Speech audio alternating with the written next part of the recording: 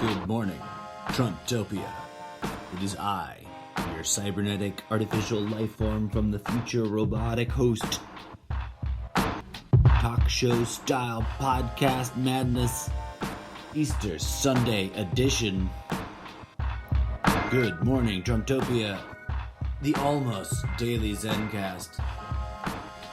Maybe if I get really animated at a little bit of unauthorized and explicit readings thrown in just for good measure as a dash of... I haven't done one of those in a while, have I? Easter Sunday, April 12th. It is 9:09 Pacific Standard Time here in your time tunnel of reality. And this little bit of music is called Shaolin Hip Hop Remix, Steadfast Movements Towards Something.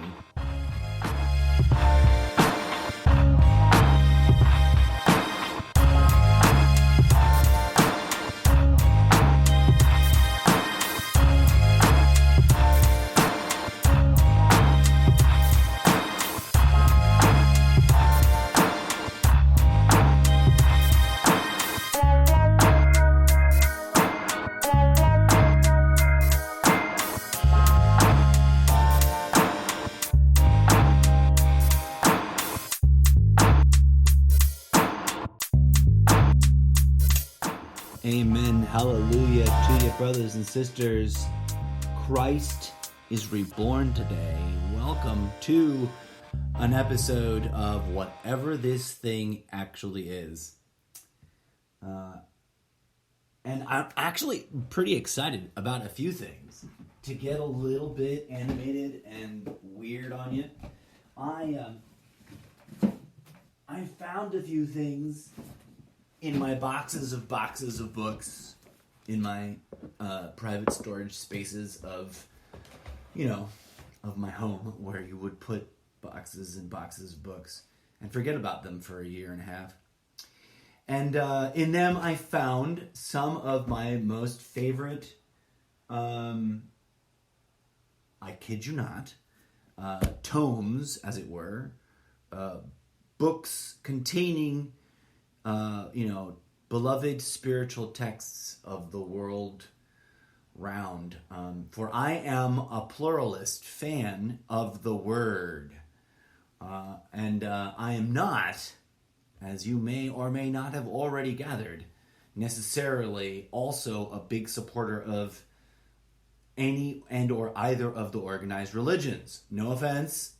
And holy cow, are we in the middle of layers upon layers of interesting stuff going on in world history? So first, let me get centered. Let me open today's episode with an honest and earnest shalom and namaste and hallelujah and good morning to everyone who may be of a particular organized religion, who may be now in the present and or in any time in the future listening to this podcast recording.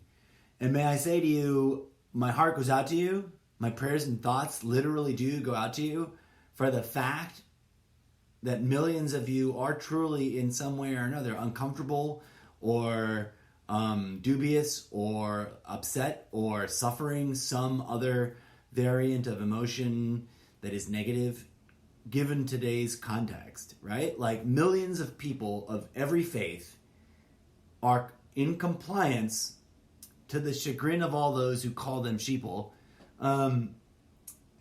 and staying home for social distancing purposes, given the real life rationale that there's an actual, cousin to our other gross bugs and germs that try to kill us that we commonly call coronaviruses, right? Because that's a plurality for those who may not be in the loop.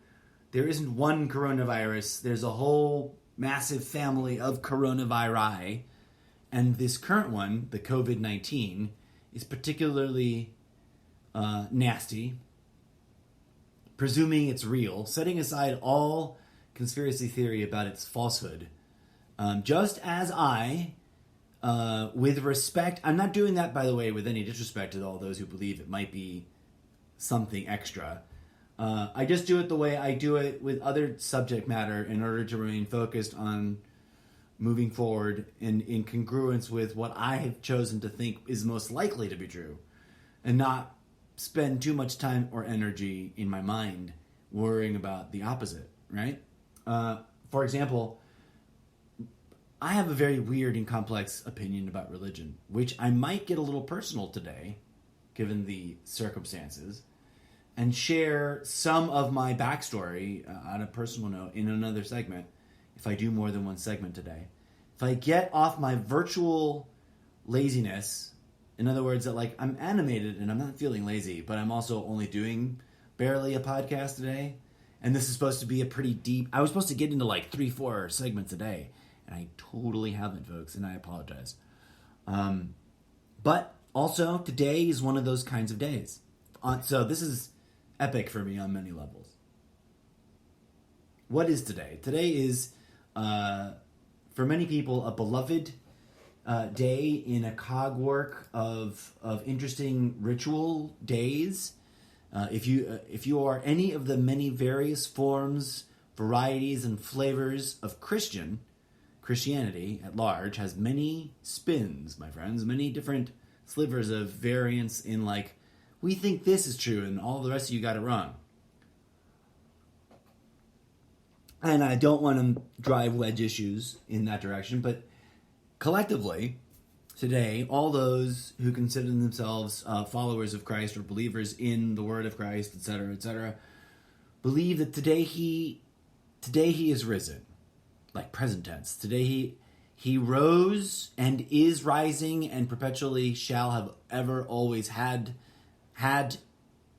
imperfect past, future tense of the past. Like his rising is a transcendental event, no matter how you slice it. Whether you're Roman Catholic or some sort of, post-American rich person's we worship money and guns variety of Christian, it don't matter, right? Like if you really think about it, Jesus left the material realm. Whether you believe he rode up in the very hand of God himself or in a chariot made of fire or, shooting guns, riding a horse into the sunset or whatever, he exited the theater after having been literally dead, right? Like we killed him. We killed him good and hard, us people, all the rest of us people, because, we're just people and we can't have none of them living God's embodiment shenanigans going on. We gotta stab all those motherfuckers and hang them up by a tree and cut their heads off. Make sure they can't do, oh, no, just a person bleeding out like a pig, like a dead pig. And if it were a pig, we would eat him right now. Right? I mean, no, they wouldn't because they were Jewish and they didn't eat pig. That was horrible. Sorry, I did not do that on purpose. I did not do that to offend or comically deride anybody. That just came out of my mouth the way it did because I'm a crazy person. And I apologize to all those who took offense. Artistic license, man. Footnote. This has always been, should be known to have been a form of performance art. Opinion show performance art. So never to have been misunderstood as anything else. So there you go. Don't be mad. Meditate. Right. Symbolically, as a sort of postmodern, autodidactic. I was taught recently by a very delightful, wonderful, smart human being of the female persuasion of that side of the dichotomy of the organic, mutually arising. We can't have one without the other. Us versus the primal us versus them in the human form. That's a whole nother episode, right?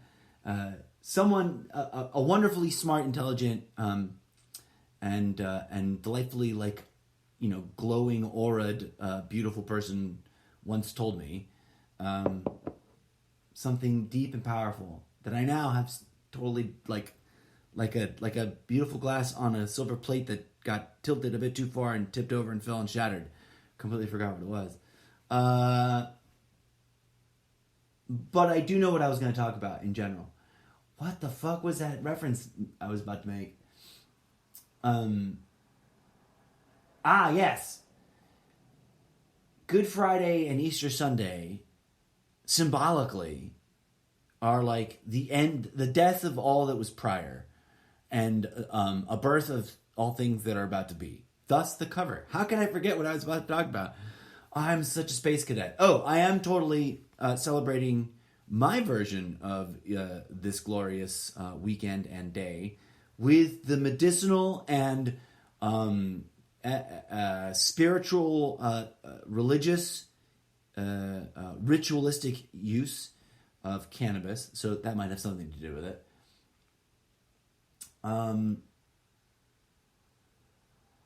So yeah, beginnings and ends, death, rebirth, and also the literal, like, I was talking about, as I was referencing earlier, with the slightly bordering on offensive set of comedy choices, that we do literally, throughout history, as other stand-up comedians and philosophers and observers of history have pointed out, we ritualistically just like ostracize, marginalize, brutally politically assassinate, and or some often physically try to assassinate those who could be identified as spiritual messengers, enlightened beings, embodied in the flesh for a moment, sent here among us to, be guides or living examples, dare we say, of how to go about our business as talking meatbags on this living womb. And when they share that stuff, we seem to get fixated on their glory, their gloriousness, and their living example of being in that level, at that level, actually in action and in word and in thought and in example and in the very fiber of their being, I suppose, a radical example of some sort of idyllic, balanced, and perfectly expressed confluence of the lower body, the body consciousness, the body itself being a rudimentary instrument of this material womb, space, realm that we call place reality, quote unquote, I say with comical bunny ears, because, such terms, reality, place, world, they come out, have been used both consciously and unconsciously as a dismissal of the livingness, the aliveness of the holographic fractal web that is this locality, this shared hallucination that we objectify. But I digress. So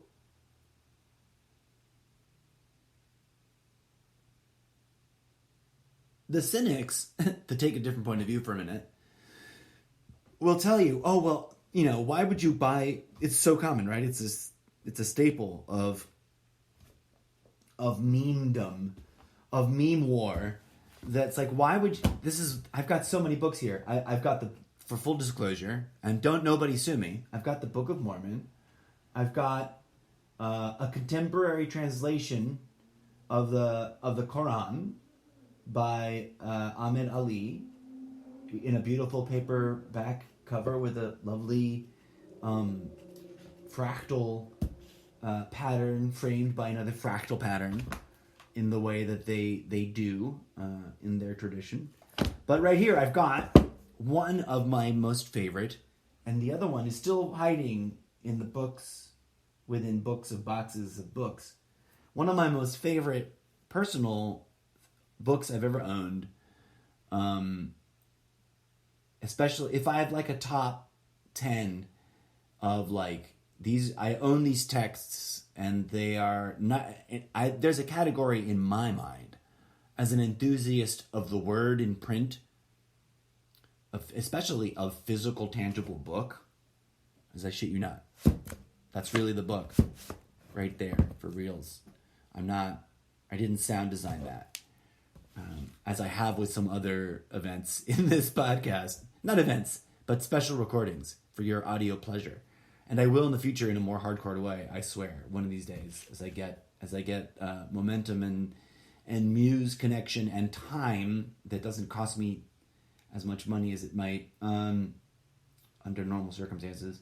But that's kind of the This is one of my favorite books ever of all time, and it is, finally, for your curiosity's satisfaction, the New Revised Standard Version of the New Oxford Annotated Bible with the Apocrypha and Eucanemical Study Bible, completely revised and enlarged. Oxford University Press. I like that. New Revised Standard Edition. And what I love about it is that it contains, and I don't remember exactly off the top of my head, how many of the many different kinds of documents you could legitimately call apocrypha to the collection that is commonly referred to as the Bible. But there are some essential ones, and I'm fairly certain that at least some of the more important ones are right here. And we're going to definitely, in future editions of unauthorized and explicit readings, be going right here to that glorious text. Because I shit you not, the argument the Bible is in some way or another real, which has its many splinter sub-factions, right? Literalists versus interpretivists versus spiritual allegoralists, etc. There's all kinds of ways you could hash and dash and slice the pedagogy and the dogmatic interpretive. I mean, there's been so many different disagreements about how to interpret the Bible that there are that many different names in front of churches differentiating and disambiguating. We are this kind. Think about that, right? Like, drive by a bunch of Christian churches. You got a church row in your town. You got one of those corners in town where like all the Bible Belt is represented, like, or are they spotted all over the place the way they are in other cities? But like, just look through the internet and like look up how many different splinter cells of Christian there are. It's a fascinating thing, but I don't want to dive into that rabbit hole in and of itself. One of my favoriteest books of all time, in as much as that it has that all right there, right? One of my other all-time favoriteest books that I hope I didn't, and knock on wood, God forbid that this be the case. It isn't impossible, though. It might have gotten sold in honest to God, honest to goodness, like accidental, like, you know, garage estate sale type thingies that that my family et al. Might have undergone at some point in the last like 11 years that I've been looking around boxes full of books of mine. Because I peaked my box collecting of books that I've bought, like addiction, in my mid-30s, and I sort of slowed down, and I really sort of refocused and bought books way less often than I used to. I used to just burn through my then much more charitable disposable income buying books. I was obsessive compulsive. And I love reading, and I love books, and I love, you know, the craftsmanship when done really well on all the levels, you know. Oh, right. So there's a book, there's a version, there's a very beautifully printed, leather-bound, King James, strict to the like oldie time. It's even in a like Shakespeare, you know, esque font. It's not in like plain old boring modern type font. It's in a little bit of a squiggly, but it's easy on the eyes. It's not like too crazy, and it's just lovely with golden edges, and it's I call it the Shakespeare Bible because of, and I concede it is a theory, conspiracy theory, and not so much a verified hardcore and it's, you know, fact of any kind.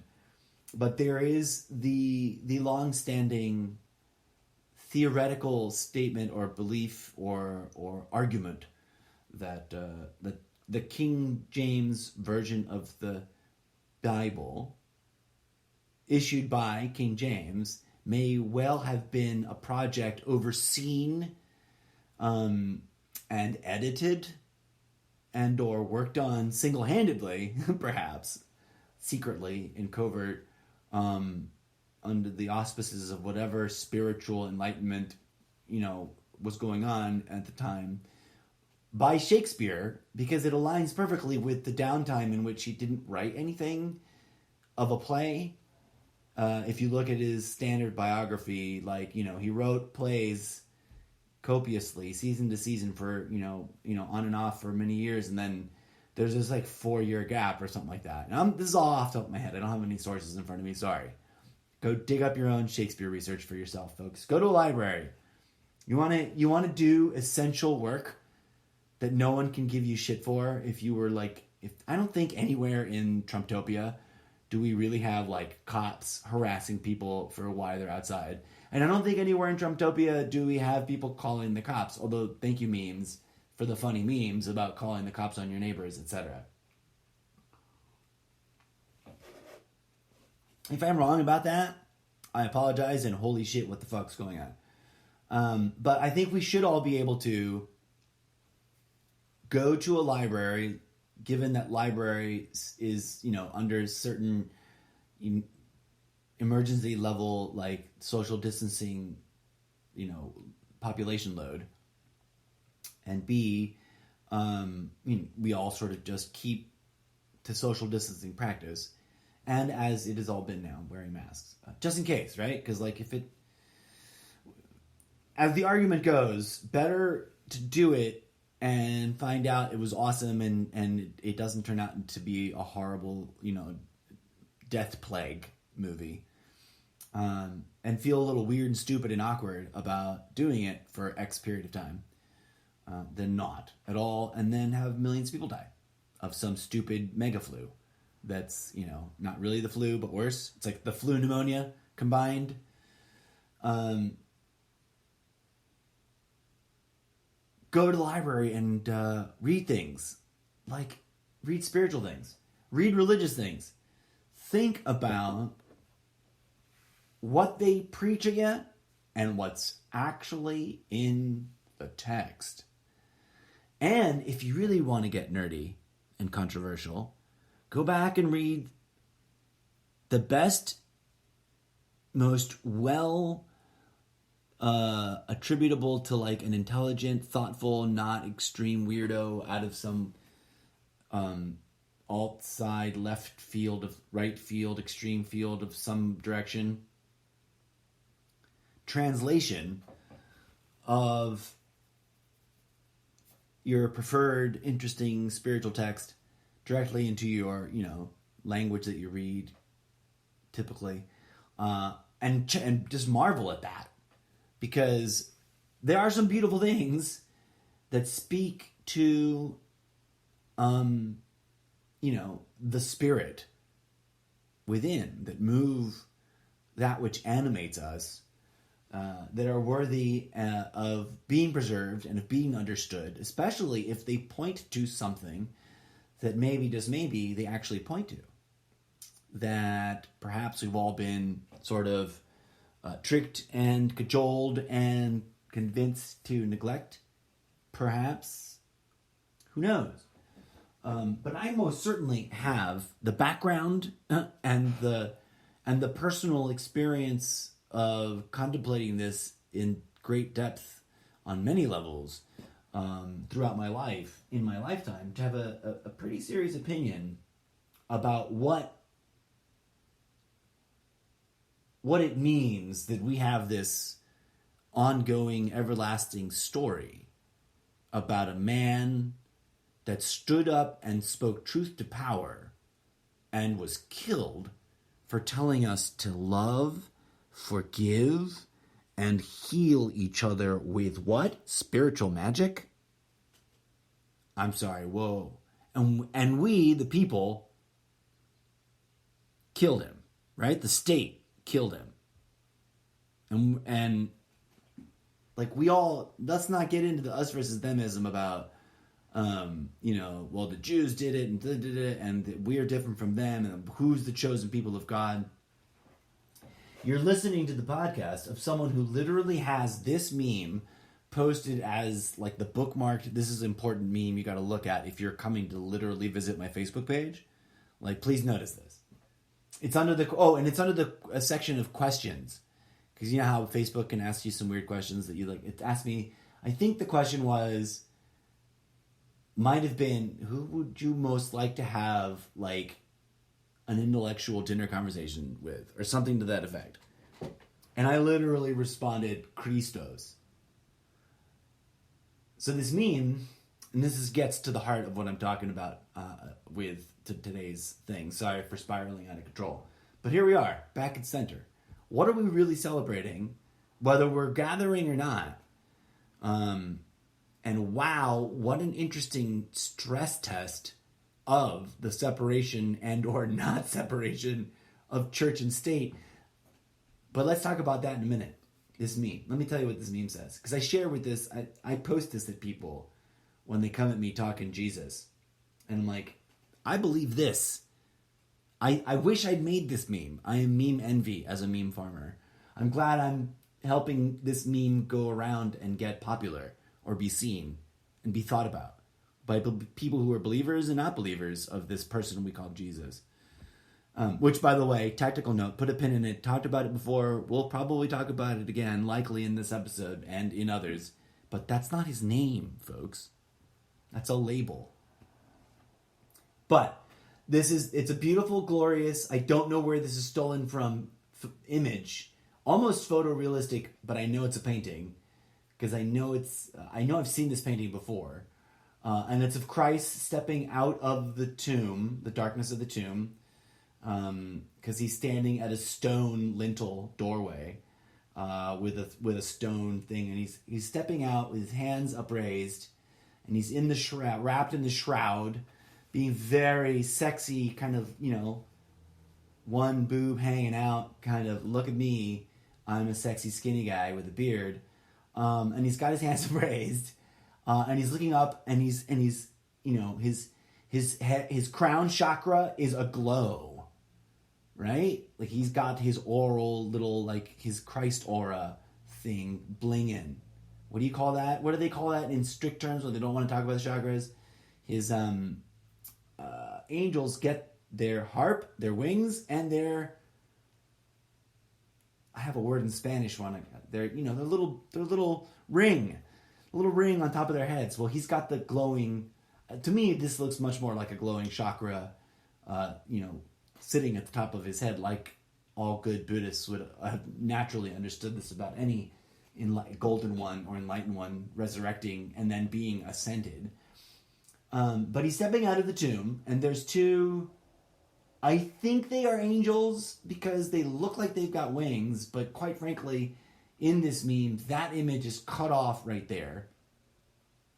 But there's daffodils coming out of, like blooming furiously out of the burial cave, right? And this is the moment where he comes out and is momentarily then ascended up into the sky in whatever, by himself or in whatever vehicle you've imagined it happening in. And the text reads, mind you, to get to the important part, the text reads, I didn't say I was coming back. I said, quote, the Christ, end quote, was, ... And then below, it reads, that's the energy of the soul fully connected to the divine through the human heart. You all have to bring that back through your own lives. That's what this weekend symbolizes. That's what Christ's own death, interment, incubation, he was cocooned in this natural cave tomb cocoon, and then he was transfigured. He was resurrected. His body was resurrected from death, healed completely, transfigured, transmutated, what other word would you like to use? He was, in the terms of alchemy, completely rebuilt from the inside out.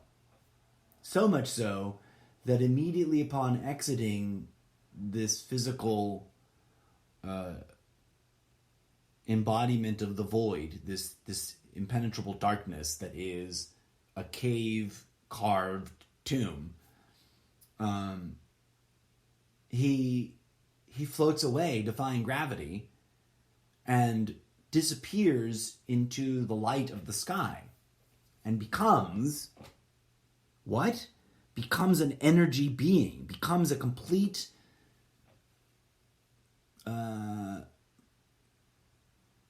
one could argue that there's a complete incorporation of the body as a conduit for the light.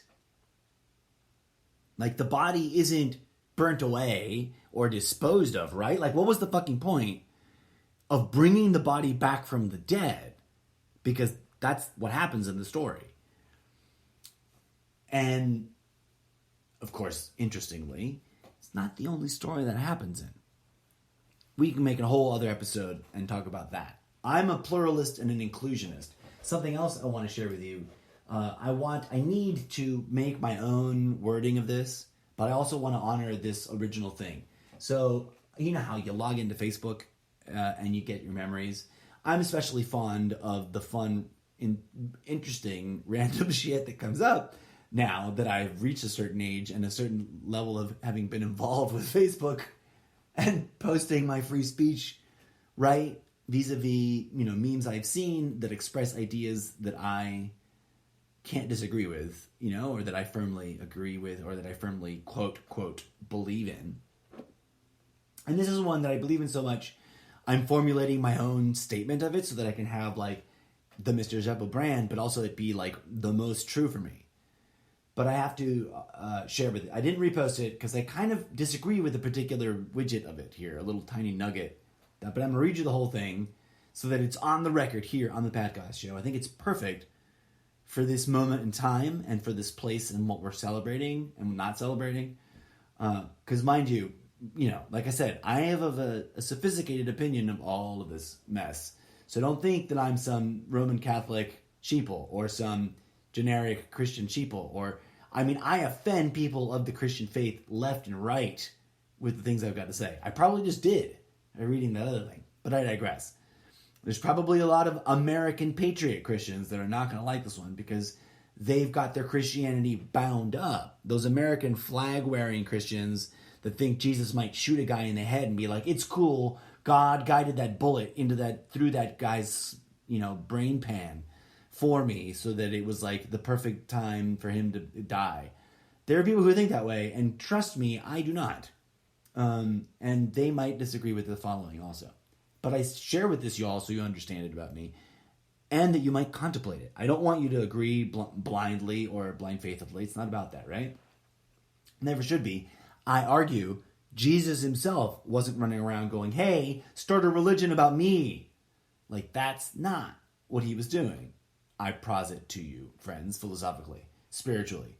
Counter whatever dogma may have been, embedded in us at any time. I was raised inside, the Catholic cult.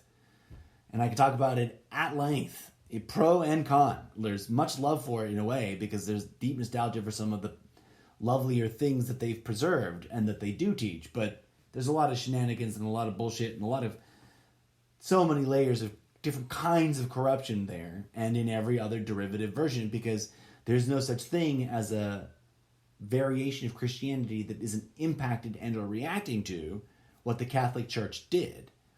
But that's a whole, we got to get into the actual historical development of the organized religions before we can get, into building a consensus around that. But we'll make episodes. So 4 years ago, sorry for the random intro there to this thing. 4 years ago, on this day, according to Facebook, April 12th, 2016, I posted the following.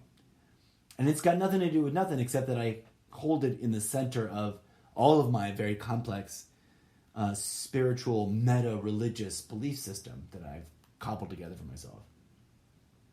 But I pledge the following to you is truly a thing that I think is true and real. Not because I found it in this meme, I just want to high five whoever made this, and also hold my exception to a quote that's tagged under it. But it reads, the meme itself reads, white lettering against black background, very simple. I have no country to die for. My country is the earth. I am a citizen of the world which consists of only one race, the human race. Amen to that. And I think, it may sound crazy, but I think if one really looks at the full spectrum of Christ's, word, one could draw a very similar conclusion about Christ. Because what did he do? He stooped down to serve the lowest of the low. He fed the hungry. Didn't preach about how we needed to do something political about feeding the hungry. He just fed them. And even used divine grace in a way that can be described pretty fairly as being magical in order to provide enough food out of seemingly nowhere to feed hungry people who gathered irregardless of where they were from, whether they were immigrants or locals or whatnot. Right?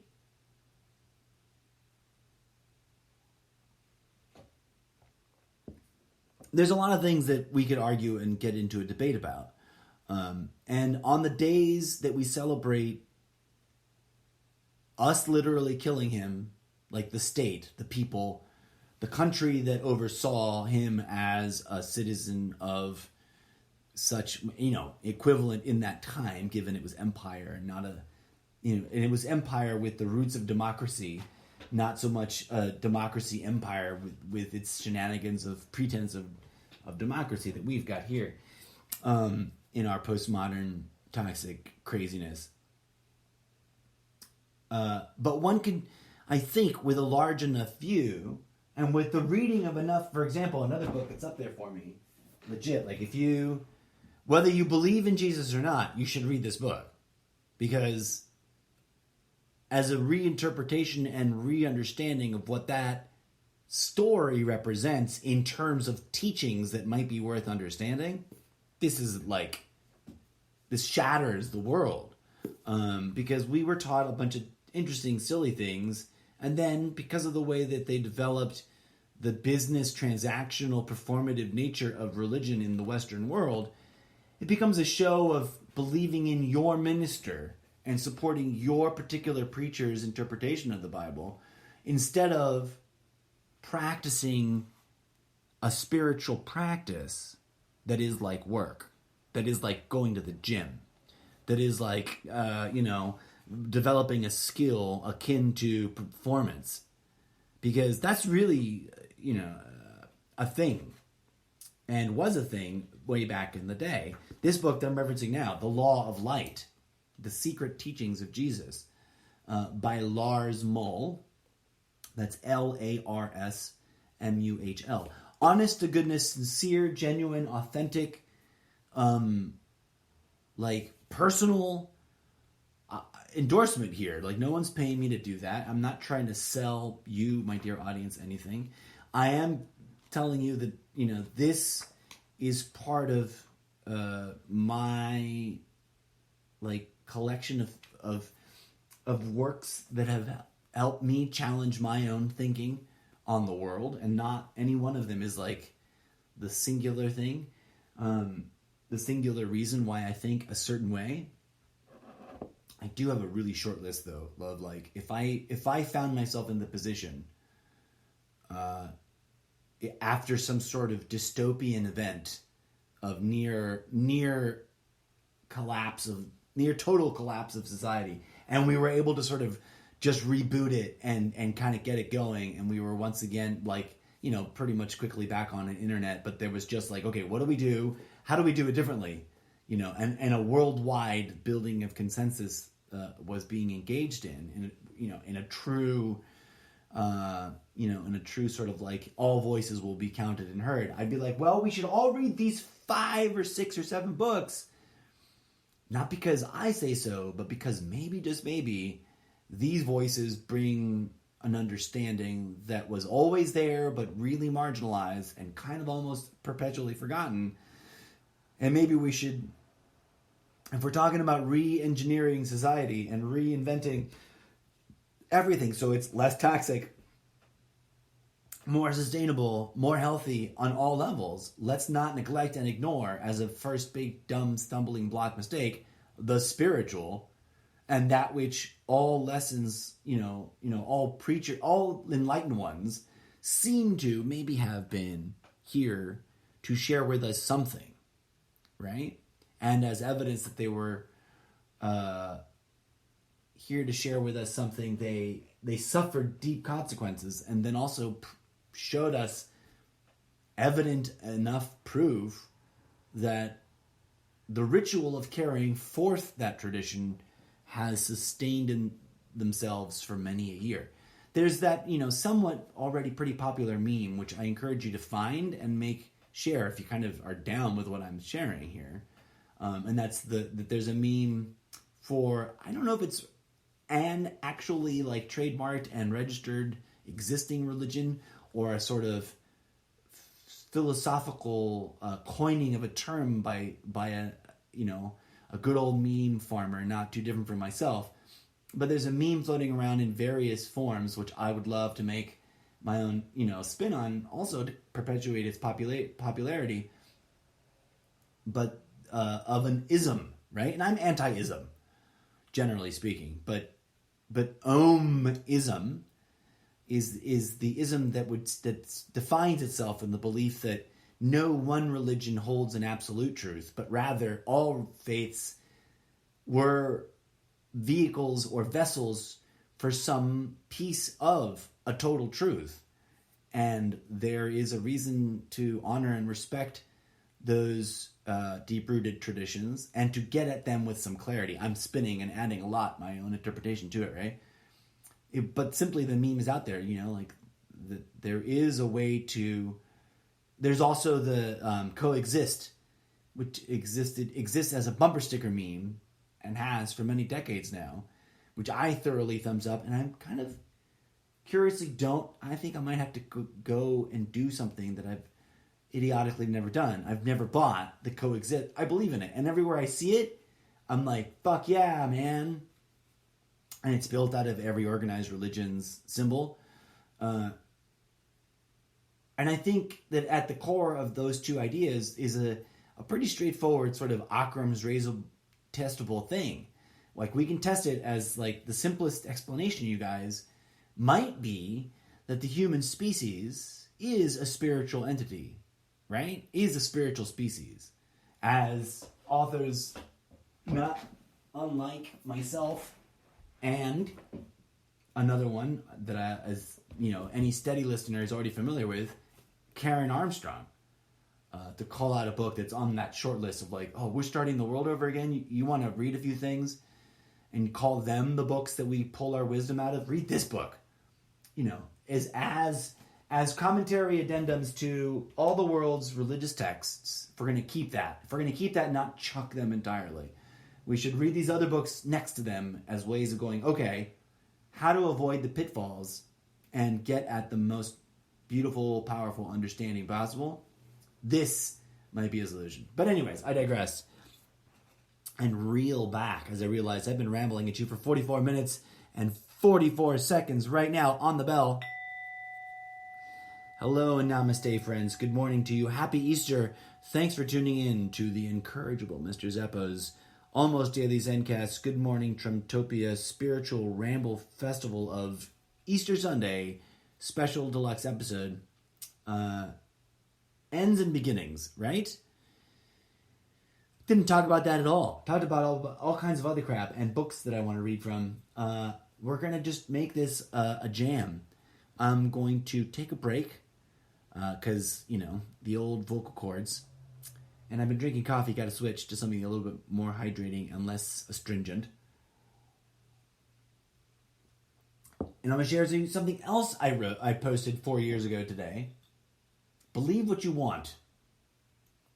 The truth about the nature of your phenomenological experience remains the same, regardless of what you do or do not believe in. I humbly propose to you, friends, that might prove itself to be true, yes? That your hair grows out of your head regardless of what mechanism you imagine it to be. It does it the way it does it. Well, maybe so does our spirit and our soul. To cross-reference a thing I'll be posting on Instagram right after I punch out of this segment, is it like, as I posted yesterday, all souls are suffering.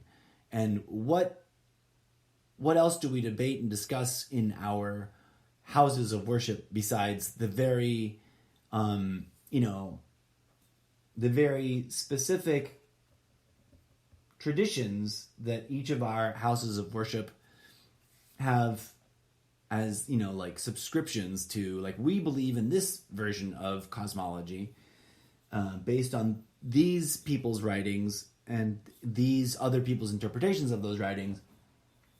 And we're answering the questions like, what are we? What is this experience? Who am I in this flesh pod, this meat-talking sack? And what is the divine thing that I sometimes feel connected to, sometimes don't? Right? And curiously, the world around has like a million different traditions that deep down in their roots, there's a lot of common ground.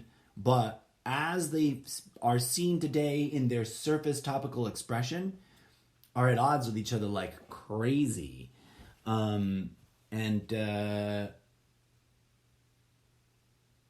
It's gotten so crazy that there's literally a tyrannical state that is a Buddhist tyranny, right? Like, what? Perhaps what's happening, and perhaps what this symbol of this death and rebirth, which exists in all of those different, many, various traditions in a bunch of different ways, and which can be interpreted within the confines of the many flavors of Christianity, can be interpreted a couple of different ways itself, right? And can be interpreted in such a way that it is about personal transformation. To zoom back to this thing I was sharing and then wind up and put a bow on this slightly longer than average episode, your true nature can only remain hidden in the illusion of separateness for so long as you choose to be lost in the dream and the distraction and being distracted by the illusion.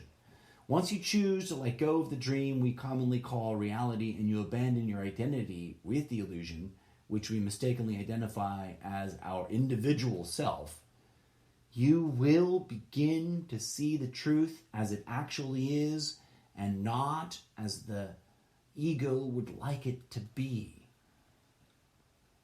And I wrote that as the caption for this meme, "This could be you, but you don't believe in transcendentalism." And it's me being facetious because I don't believe in isms, right? I don't think Buddha believed in isms. I don't think Mithra believed in isms. I don't think that the Christos believed in isms. I think that the body, person, entity that we call Yeshua Christos was an enlightened being of whatever moment in time that it actually happened, that experienced such a thing that they spoke truth to power and said, hey, get the money out of the temple. The temples shouldn't be places for money and profiteering. We are spiritual body temples ourselves. This body is your temple. If your third eye is open, we can unlock a transfiguration, an ultimate healing We're busy with all this other stuff. Leave to the tedium of statehood that which must be state, right? Like, that's got to happen because we also live in this material realm until we don't anymore. We've got to live with the pragmatic realities of rain and thunder and food supplies and agriculture and industry and housing and healthcare and blah, blah, blah, and blah, blah, blah. But he showed us that we don't need to profiteer on disease. We could just heal. Because he showed us that we are the Christ, that we are the living embodiment, the children of God, all of us. That is what it means to be here. He showed us that with perhaps a certain set of spiritual teachings, spiritual actions, and spiritual understandings that are also inner standings, we might clarify and purify and remember and unlock a modality of being right here, right now, in this place that is simultaneously and forever either a hell or a heaven. And that when we aren't awake, when we aren't acting in the fullest alignment with our inner Christ, with our inner Christos, with our inner awakefulness of consciousness, then life is a living roller coaster of ups and downs. And we, with our manifestations and our projections, can either build, something that approaches a personal or intrapersonal or community-wide expression of the kingdom of God here together collectively amongst us all. And that's something that takes action, right? And he showed us, as did the Buddha, as did every other enlightened one that sacrificed themselves or offered themselves as example to the human species. And, there's a lot of ways we can interpret that, or we can be cynics and just throw that out with the bathwater because of the corruption that has crept into the institutions that carry forth those traditions, right?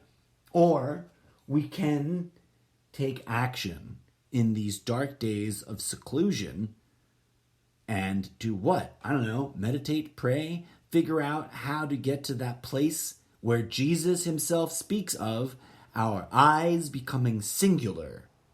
What does that sound like but our third eye opening? Being able to see through the one eye instead of through the two might be an indication that there are practices, and I don't think it's going to church and paying the preachers money for telling us what to think, right? It's something else. And we gotta reinvestigate that and rediscover it. And whatever it is, I have the sneaky suspicion, given my lifelong sort of curiosity and fixation on this subject, having once been deeply indoctrinated in the Catholic version of this story and wanting to question it and wondering why some of it didn't make any sense and wondering why the church, as supposed living, corporate example of the teachings, is so corrupt and so greedy and not actually feeding the hungry and housing the homeless and curing the sick for free. And also, to close this episode on a beautiful moment, if you're not aware, if you're out there living in your moment and your story of this global pandemic and this stay-at-home shutdown of world economy, please know that while there's those weird, interesting, curious sort of tug of war of the sort of separation of church and state and who's got the right to order what, there are some congregations out there, bless their hearts, doing the right thing, right? And not because I think it's the right thing, but rather because maybe it's the example Jesus himself set. But instead of going to church and giving their preacher money, they're out there organizing food drives and getting food to those who are hungry. They're out there, there's one lady I saw, and I don't know if she's even a church-going Christian or not, but you know what she's doing? Even though she's the only essential worker, and bless her heart, I don't have the story pulled up. I don't have her name. Just know that this is true. I saw this for reals on the TV box, so it can't be fake. ooh, weird. Catch-22 there. But I believe this is a real story that was like, human interest.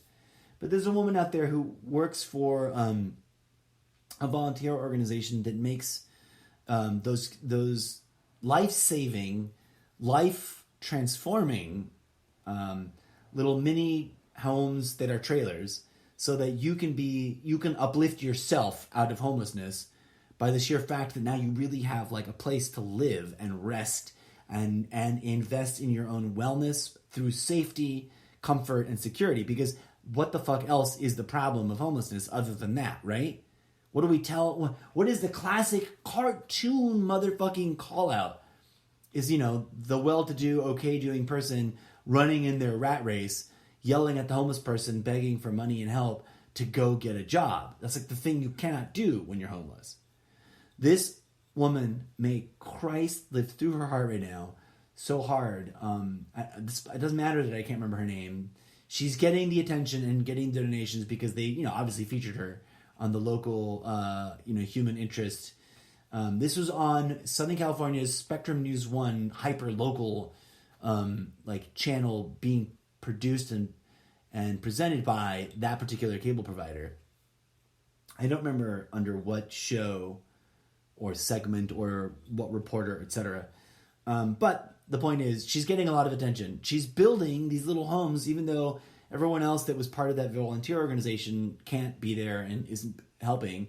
She didn't stop, because the people who were due to get them still are like living out of their car or staying at friends and family and couch surfing, etc., and doing all the things that are precisely sliding down the slippery slope of homelessness into disastrous homelessness.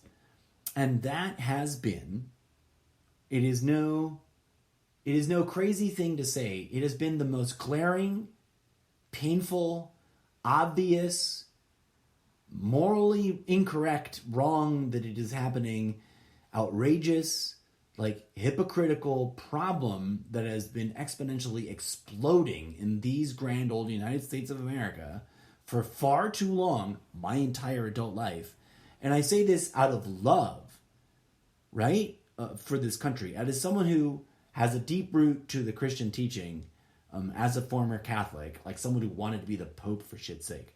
Woo! Insight into me. I literally, at some point during my very formative years, debated and rejected and then recommitted to the Catholic Church a couple of times, and then said, you know what? I see your flaws, Catholic Church. I'm going to maybe try to become the Pope.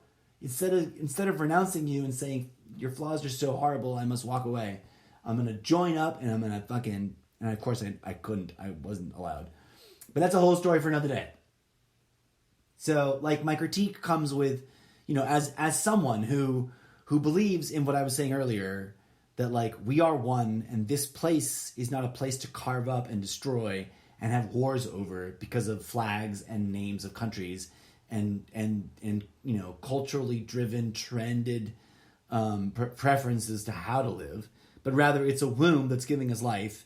And every once in a while, some of us in pairs, mind you, because if there was a Yeshua Christos, there was a Mary Magdalene standing right next to him that probably also got harassed, had her life threatened, abused, neglected. And if you don't ignore that set of often marginalized or labeled as heretical, but also sort of old enough to maybe be true, set of documents, then that might be true of, the human species in general, right? What am I saying?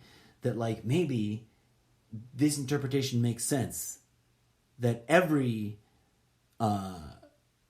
golden one that was born to a virgin and that lived until a certain age and spoke truth to power and was shunned and ridiculed and mocked and, tried to be eliminated from history and assassinated. Maybe that isn't some bullshit story we told ourselves to maybe it got hijacked and became a corrupted, twisted away from its own truth bullshit story used for the express purposes of manipulating people in large volumes, as it clearly seems to be being used today. No offense. to everybody who does cling to an organized religion, but part of my observations of the world, and forgive me if I'm repeating myself, and I have been rambling for over an hour, but organized religion has done some really shitty things, hasn't it? On every front. And we'll have to talk about it more in another episode. Sorry, I went on a tear there when I was trying to like wrap it up, and I just like had to talk a bunch more, but it's one of those days. And maybe, just maybe, the Spirit is moving amongst us all, right? Because man, is the energy like popping. Snap, crapple, snap, crackle, not crapple. I also don't want to get sued for copyright infringement because I believe this is licensed by a cereal company of all things, but snap, crackle, and pop is their like thrumming, intense activity at the energetic level to my weird, untrained eye. As always, I humbly thank you for tuning in to my incoherent rambles. I was trying to wrap it up at 44:44, and it is now 61:16. Boom. I don't know, maybe this makes sense, maybe it doesn't, but I will humbly thank you for tuning in and say, hang on tight, because there's more everywhere, in either direction, whether you go back in time to listen to old ones before I updraft them or after I updraft them, or you are just tuning in and you're going to start listening to the new ones. I got a lot to say. And it's not for you to take blindly, but rather for you to think about, contemplate, question, and come to your own conclusions about. But yeah, I should do a whole episode about what would Jesus do and why aren't we asking that question anymore after it got super virally trendy back in the late 80s, early 90s, and then poof, went away. But as you all celebrate your holy Easter Sunday, I am grateful, full of gratitude for those of you who choose to tune in to check out what offerings I share at you amidst all the other possible things you could tune into and listen. I will be back with more in just a bit.